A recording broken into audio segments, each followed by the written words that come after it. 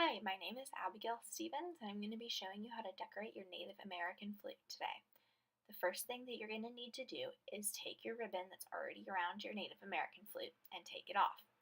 All of the materials that I got here, I got from the Michael's Craft Store, but it's up to you about where you get your things. I'm using ribbon, beads that look like little pearls, and stickers. Once you have your wrap off of your Native American flute, you can grab your ribbon or your twine or whatever you pick and wrap it around instead.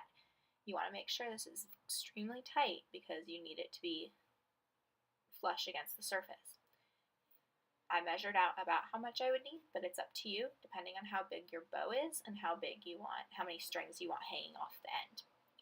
Make sure your thing is lined up correctly because once you put it in place, it's a little bit difficult to move it around. Wrap your ribbon around the Native American flute. Make sure your thing is adjusted.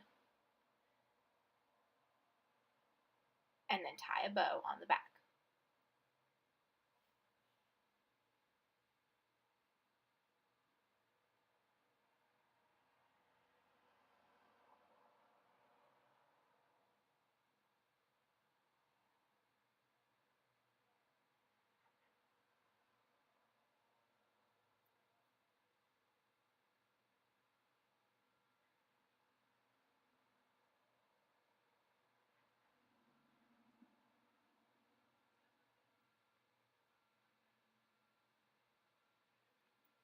Once your bow is tied and perfect, you can move on to the next step. Get your beads or your pearls and measure it out so that you have enough to go along the width of your entire Native American flute. I have pretty short pieces here, so I ended up using a full one and then a little bit extra. I decided I wanted to do it along the wood grain where the color changes on my flute. You can tell that on this side that I'm starting on, it was a relatively straight line. However, on the other side, the line was not very straight, and I decided to curve the beads so that it would match the wood grain look. Line the beads up straight so that you have the lighter wood on the top and the darker wood on the bottom, and just press them into the thing. After you've got your first bit on, you'll want to measure it out so that you know how much to do and cut it in advance so that you're not messing around with sticky stuff on the flute before you're ready to put it on. As you can see here, I'm measuring out how many I will need. I've got my scissors ready, and I'm going to cut the beads to the correct length. Once the beads are cut to the correct length, I'm going to lay it down so that it's in line with the strand that I've already put down. If it goes a little bit too long, you can just tuck it under the string that you've tied onto there.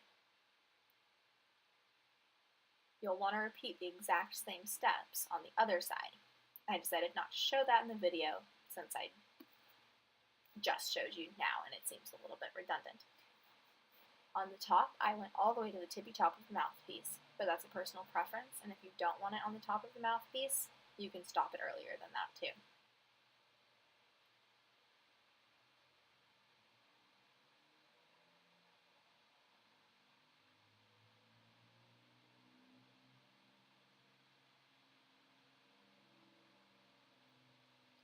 Again, once you're done with this, you're going to do the other side. So you'll just flip the flute over and follow the exact same steps, making sure you smooth it down so that everything sticks.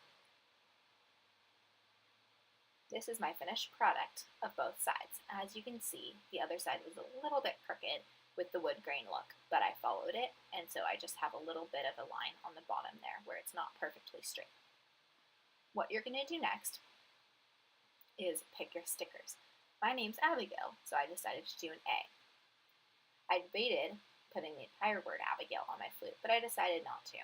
So I'm going to do an A sticker here, and I just got these black stickers from Michael's, and I'm just going to peel off the black. I liked the simple lettering and the black look because I think it matches the letters on the back of the flute that are already there.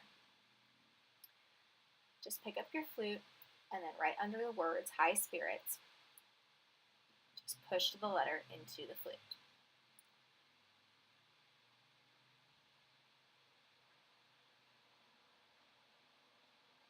After that's smoothed on, your flute is done.